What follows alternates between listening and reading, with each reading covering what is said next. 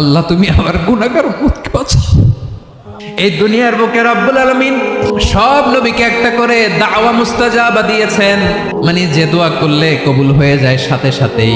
দুনিয়ার সব নবীরা ওই দোয়াটা দুনিয়ায় করে ফেলেছে।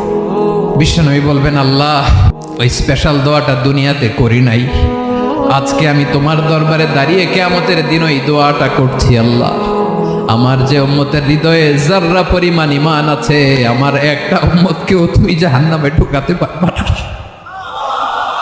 বিশ্বনবী পাগলের মতো একবার হাউজে কাউসারে যাবেন, একবার সিরাতে যাবেন, একবার পুলসিরাতের দিকে, একবার হাউজে কাউসারের দিকে পাগলের মতো দৌড়াতে থাকবেন, তার কোনো গুনাহগার উম্মত যাতে জাহান্নামে ঢুকে না যায়।